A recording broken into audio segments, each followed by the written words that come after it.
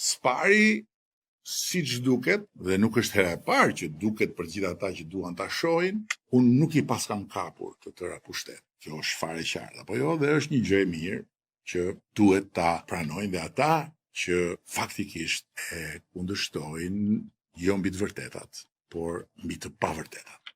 Së dyti, nëse Tirana nuk do të ketë zgjedhje deri në 2027. Dhe kushtetuesja mendon se kryebashkiaku i Tiranës nuk mund të largohet përveç se me zgjedhje, atëherë këtu jemi përballë një disproporcioni të dyfisht, disproporcionit të mbajtjes tij në qeli në dëm të lirive dhe drejtave kushtetuese të tij si person dhe si i zgjedhur për të drejtuar qytetin, por dhe disproporcioni në dëm të së drejtës kushtetuese të popullit të kryeqytetit për të shërbyer nga i zgjedhur i vet. Dhe streti vjen logjikisht çdo njeri normal që nuk sheh tek qëndrimi i kushtetueses qëndrim të verbër kundër qeverisë paravan në dëm të madh Tiranës, por sheh një qëndrim të vendosur parimor, nuk ka se si të mos pres që me të njëjtën parimësi, kur të gjykojë para burgimin e tij, kushtetuesja ta kthejë Erion Velia në detyrë për të vijuar procesin gjyqësor në gjendje të lirë. Më duket se edhe kjo është gjë më normale. Tani e para dhe e dyta janë sigurta. Përsëris.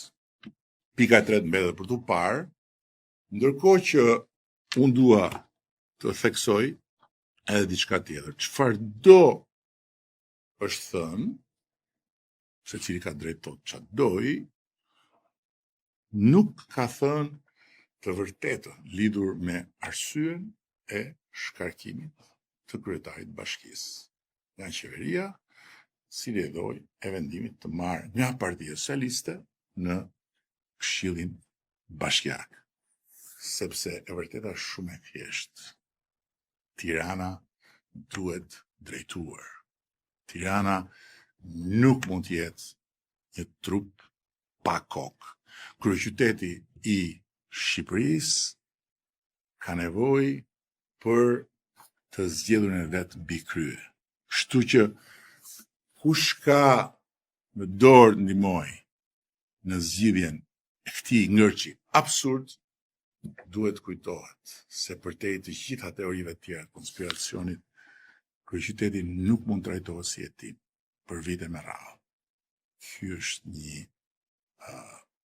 skandal në vetvete dhe është një skandal për cilin qytetarët e Tiranës paguajnë një kosto dhe kryeqyteti paguajnë një kosto çdo ditë të padrejtë.